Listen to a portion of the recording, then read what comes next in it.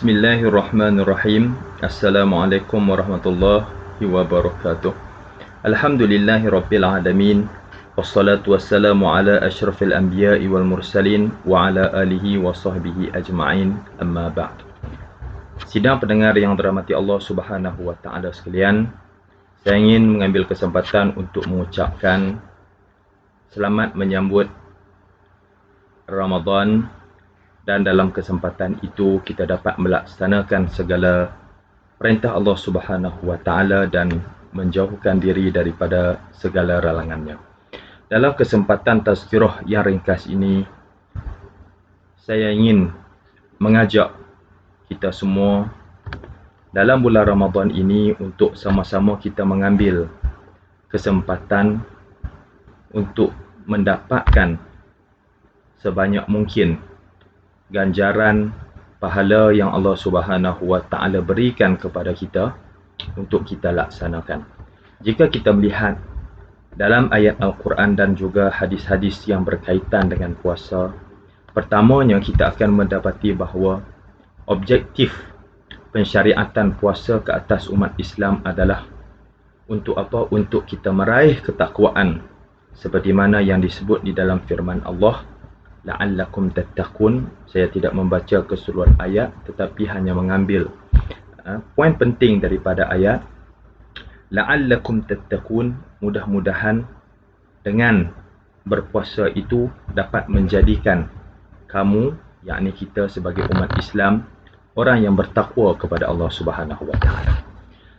Untuk menjadi orang yang bertakwa, untuk menjadi orang yang melaksanakan perintah Allah Subhanahu wa taala dan menjauhkan diri daripada segala larangannya, maka manusia seringkali menjadikan alasan, pelbagai alasan untuk mereka mengatakan yang mana mereka tidak dapat untuk beribadat, untuk menjadi orang baik, untuk melaksanakan perintah Allah Subhanahu wa taala dengan sempurna. Antara yang dijadikan alasan ialah kuatnya godaan syaitan, ataupun disebabkan pengaruh sekeliling kita, environment kita yang terdiri daripada rakan-rakan, kawan-kawan yang berada di sekeliling yang mana tidak membantu kita untuk menjadi hamba Allah Subhanahu wa taala yang baik. Tetapi apabila kita melihat di bulan Ramadan ini, seperti mana yang disebut dalam sebuah hadis yang diriwayatkan oleh Imam Ahmad di dalam kitab Musnadnya, daripada Abi Hurairah radhiyallahu an, Rasulullah sallallahu alaihi wasallam bersabda, setiap kali datang bulan Ramadan, baginda akan memberikan kabar gembira kepada para sahabat. Antaranya, selain daripada Allah mewajibkan puasa, keistimewaan, kelebihan lain sebagai dorongan, sebagai galakan untuk kita beribadat di bulan Ramadan ini. Tuftahu fi abwabul jannah, Allah seolah-olah membuka semua pintu syurga. Wa tughlaqu fihi abwabul jahim, menutup semua pintu neraka. Wa tughallu fihi asyayatin, syaitan-syaitan itu diikat. Dan pelbagai kelebihan lagi yang dinyatakan, antaranya amalan anak Adam itu diberikan ganjaran oleh Allah Subhanahu wa taala dengan gandaan daripada 10 kali ganda sehinggalah 700 kali ganda, kecuali puasa. Kata Allah Subhanahu wa taala, fa innahu li wa ana ajzi bihi. Kecuali puasa itu milikku, kata Allah, maka ikut akulah, aku nak memberikan ganjaran sebanyak mana yang aku mahu. Sama ada di dalam range 10 kali ganda hingga 700 kali ganda, ataupun lebih daripada itu, dan mungkin juga tidak dapat apa langsung. Itu tentang kelebihan puasa. Maka di sini menunjukkan kepada kita bahawa di bulan Ramadan ini Allah Subhanahu wa taala telah menjauhkan